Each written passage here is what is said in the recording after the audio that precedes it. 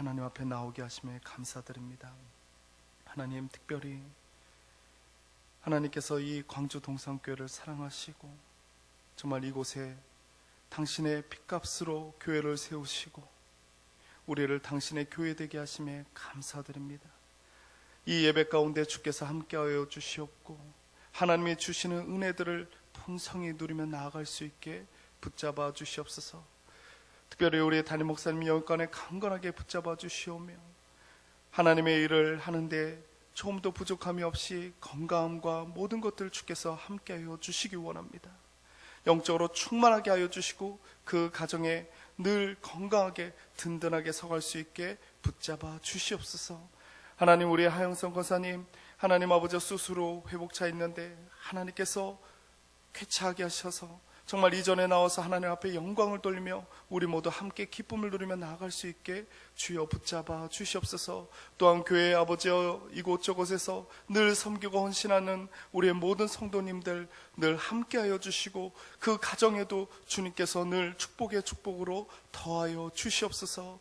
말씀을 전합니다. 주께서 함께하여 주시사 종을 통해서 전하는 말씀이 인간의 말이 아닌 하나님의 말씀이 될 수 있게 주여 붙잡아 주시옵소서. 모든 것 주 앞에 맡기며 예수 그리스도의 이름으로 기도드립니다. 아멘.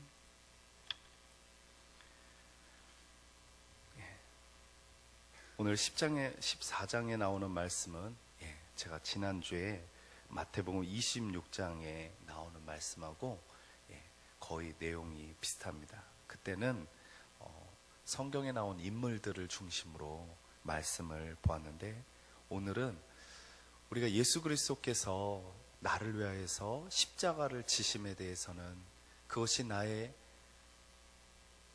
죄악됨에서 구원하시는 그 사실은 우리가 다 오랫동안 신앙생활했기 때문에 잘 알 것이라고 생각합니다. 근데 구체적으로 주님이 나를 위해서 십자가를 지신 것이 이 땅에 살아가는 동안에 어떤 의미가 있고 무엇을 우리에게 살리셨는지를 오늘 말씀을 통해서 같이 한번 보기를 원합니다.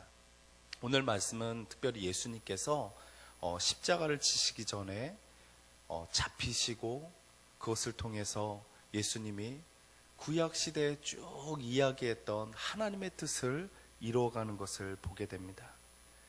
오늘 첫 번째 나오는 것이요, 예수님께 마리아가 향유를 붓는 사건이 나옵니다.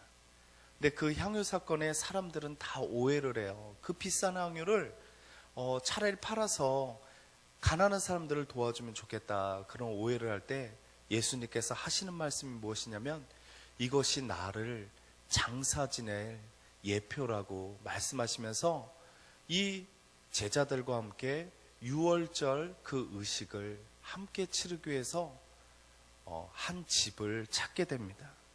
그런데 보면 예수님께서 돌아가시는 것이 유월절이 아닌 그 다음날, 바로 첫째 날인 주일날 돌아가십니다. 유월절은 6일째 되는 날에 있습니다. 근데 주일날 돌아가는데 우리는 많은 사람들이 특히 이단들이 우리를 공격할 때 왜 너희는 안식일날 그 7일날 안식일날 쉬지 않고 너희는 첫째 날 주일날을 섬기느냐, 이런 물음을 묻습니다. 그러면 많은 성도님들이 그것에 대해서 잘 대답하지 못합니다. 특히 요 근처에 있는 하나님의 성에 그분들이 안식일을 지키거든요. 그리고 제7 안식교가 있지 않습니까? 근데 우리 기독교는 첫째 날을 지킵니다. 근데 그 의미를 많은 분들이 잘 이해하지 못하는 분들이 참 많이 있어요.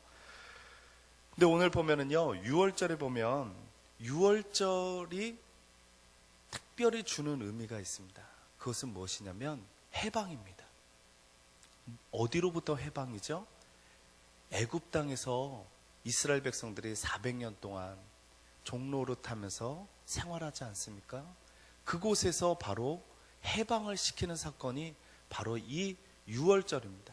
근데 이 6월절 날 어떤 의식을 치렀냐면 양을 잡아서 그 양의 피를 문설주에 바릅니다. 그래서 그 문설주에 피를 바른 이 이스라엘 백성들만이 그들의 장자가 죽임을 당하지 않고 살아남을 경험하게 된 것이죠. 그래서 그 유월절이 이 이스라엘 백성들에게는요, 제일 중요한 절기입니다. 그런데 그 유월절이 신약에 와서 어떤 절기하고 어떤 의식하고 동일하냐면 바로 성찬하고 똑같습니다. 처음에 성찬에서도요, 떡을 떼고 잔을 받는데 이 잔을 받을 때 이 잔이 뭐라고 예수님께서 말씀하십니까? 내가 너희를 위해서 흘리는 언약의 피라고 말씀하십니다. 그 말이 무엇이냐면 너희가 구원함을 받은 것은 내 피로 말미암아 구원함을 받았다는 거예요. 그러면서 유대인들이 그 예수님을 잡았던 이 대제사장들과 또한 이 종교 지도자들이 뭐라고 예수님을 모험하냐면 예수님이 하신 설교 중에 이런 말씀이 있었어요. 내가 이제는 이 성전을 다 헐어버리고 새로운 성전, 사람이 짓지 않은 새로운 성전을 짓겠다라고 말씀하시거든요. 그럴 때 이 이스라엘 백성들이 분노했어요. 왜냐하면 이스라엘 백성들에게 있어서 성전은 굉장히 중요한 거예요. 성전은 뭐를 가지고 만들었냐면 성막을 따서 만든 건데, 성막은 모세가 오홀리압과 부살레를 통해서 만든 거거든요. 근데 성막은 성전하고 다른 게 성막은 텐트예요, 텐트. 그래서 그 텐트는 이동할 수 있는 건데 다윗 시대 하나님과 이 다윗이 언약하면서 하나님 어디로 이동하지 마시고 예루살렘에, 우리나라에, 이 이스라엘에 온전히 계셔 주시옵소서라는 이 다윗의 언약에 하나님께서 응답하신 거거든요. 그래서 솔로몬을 통해서 성전을 지었습니다. 그런데 모양이나 내용 구조는 성막이랑 똑같아요. 그런데 그 성전을 헐어버리겠다는 거예요. 여러분, 성전 때문에 이 이스라엘 백성들이 포로로, 바벨론 시대 포로로 잡혀갔음에도 불구하고 다시 돌아올 수 있었거든요. 그만큼 이들에게는요, 이 성전이 굉장히 중요합니다. 그런데 그 성전을 헐어버리겠다는 거예요. 그리고 주님께서 새로운 성전을 짓겠다라고 말씀하고 계십니다. 그러면 여러분, 새로운 성전이 무엇입니까? 이것이 신앙생활하는 데 있어서 굉장히 중요한 부분이에요. 새로운 성전이 뭐예요? 새로운 성전은 교회입니다. 그런데 예수님께서 교회를 내가 짓겠다고 할 때 우리가 이렇게 생각하면 여러분은 또 다른 성전, 옛날 성전을 짓는 거예요. 교회라고 하면 건물이 굉장히 중요하죠.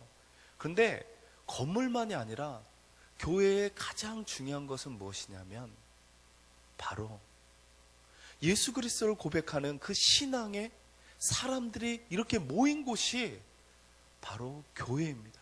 우리 자신이 교회예요. 그래서 이스라엘 백성들이 성전에서 성전 신앙을 가질 때는요, 그들의 신앙이 어땠냐면 그들이 일상에선 자기의 삶을 살다가 1년에 몇 차례, 특별히 성전과 성막의 역할은 죄를 내가 사함을 받기 위해서 가는 곳이에요. 그래서 1년에 몇 차례 제사를 지내고 나면 그들이 죄사함을 받고 그 힘을 의지해서 살아가는 거예요. 그러나 교회는 다릅니다. 교회는 뭐냐면 예수 그리스도께서 머리가 되시고, 우리 바나바에서 늘 교육하는데 예수 그리스도께서 머리가 되시고 우리가 예수님의 몸이 되어서 하나하나 지체가 되는 것, 그것이 바로 교회입니다. 그러면 교회와 성전은 어떻게 다르냐면요, 교회는요, 예수님이 내 머리가 되신다는 것은 내가 예수님과 한 몸을 이루어서 예수님과 나와 영적인 교제가 잠시 예배만 드렸을 때만 일어나는 것이 아니라 살아가는 삶 가운데서 일어나는 것입니다. 그래서 그 삶 가운데서 일어나는 것이 어떤 삶으로 일어나는지는 16장에 나와요. 그래서 월요일 날 그것은 제가 설교하도록 하고, 그렇게 주님을 내 머리로 모실 때 주님께서 인도하시는 놀라운 삶들이 예비되어 있습니다. 근데 여러분, 우리가 가장 기도를 많이 기도할 때 빼놓지 않고 기도하는 것이 있습니다. 어떤 부분인지 아십니까? 맨 마지막에 예수님의 이름으로, 더 정확히는 예수 그리스도의 이름으로 기도합니다. 이 기도를 우리가 빼놓지 않아요. 여러분, 기독교 신앙에서 예수 그리스도의 이름의 그 의미를 여러분 아십니까? 여러분, 예수의 뜻이 무엇이에요? 저희 백성을 죄에서 구원할 자, 저희 백성을 구원할 자라는 뜻이에요. 육적 영적인 죄에서 구원함을. 그러면 그리스도의 뜻이 무엇입니까? 그리스도는요, 기름 부음 받았다라는 거예요. 히브리어는 메시아예요. 헬라어로는, 그리스어로는요, 그리스도예요. 뜻이 무엇이냐면 기름 부음을 받았다라는 거예요. 그런데 이 기름 부음은요, 누구에게 기름 붓냐면 세 가지의 기름을 붓습니다. 첫째는 왕에게 기름을 붓습니다. 아시죠? 뿔에다가 기름을 채워서요. 그래서 사무엘이 그 뿔에 기름을 채워서 다윗에게 기름을 붓고요, 사울 왕에게 기름을 부어서 왕으로 삼았습니다. 두 번째는요, 대제사장에게 기름을 붓습니다. 그래서 제사장을 세울 때요, 그 기름을 부음을 통해서 그 사람이 대제사장이 되는 거예요. 그리고 세 번째가 제물에 기름을 붓습니다. 제사를 드릴 때요, 그 제물이 너가 나를 대신해서 나의 죄를 담당해 줘야 된다. 그래서 그 제물에게 기름을 부어요. 이것이 히브리서의 요약입니다. 무슨 내용이냐면 예수님께서 기름 부음 받은 자, 메시아라는 뜻이요, 나의 왕되심을 고백하는 거예요. 두 번째가 뭐냐면요, 대제사장 되셔서 하나님과 나 사이에 중재의 역할을 해주시는 분, 그 대제사장이 되는 분이라는 고백이에요. 세 번째가 무슨 고백이냐면 내 죄를 대신해서 돌아가실 그분, 산 제물, 영원한 제물. 그래서 예수 그리스도라고 고백하는 것은요, 우리 기독교의 모든 신앙이 그 안에 담겨 있는 것입니다. 그런데 그분이 내 머리가 되신다는 거예요. 그래서 내가 연합해서 교회가 된다는 거예요. 그 말은 이제는 주님이 나와 떨어져 계신 분이 아니라 나와 함께 살아가시는, 그래서 나를 인도하시고 필요 때마다 나에게 좋은 것으로 먹이시고 입히시고, 때로는 나의 연약한 부분을, 나의 병든 부분을 수술도 시키시고 회복시키시고, 그 예수 그리스도를 나의 머리로 모신다는 것입니다. 그것이 바로 교회의 신앙이에요.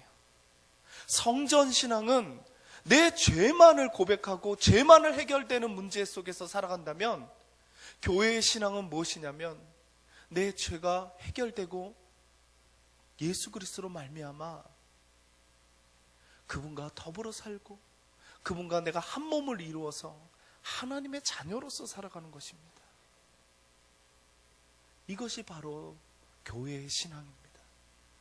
한번 우리 자신들을 돌이켜보기 원합니다. 나는 이제까지 성전 신앙, 그래서 내가 주일만 와서 하나님을 기억하고 나 같은 죄인 살리신, 그냥 이 벌레만도 못한 죄인, 그냥 죄만을 회개하면서 살아갔던 신앙생활이었는지, 아니면 내가 정말 교회 신앙, 그래서 일상의 삶 가운데서 하나님이 나의 구주 되시고 나의 삶 가운데 주인 되셔서 나의 아버지 되어서 나를 인도해 주시는 신앙이었는지 우리가 한번 돌이켜보기 원합니다. 그래서요, 결단하기 원해요. 더 이상 성전 신앙에 내가 머물지 않고, 내가 더 이상 성전 신앙 생활에 머물지 않고, 내가 참된 교회가 되어서 교회 신앙 생활을 할 수 있는 그런 우리 광주 동산교회 성도님이 되기를, 가족들이 되기를 주님의 이름으로 축원합니다. 우리 주신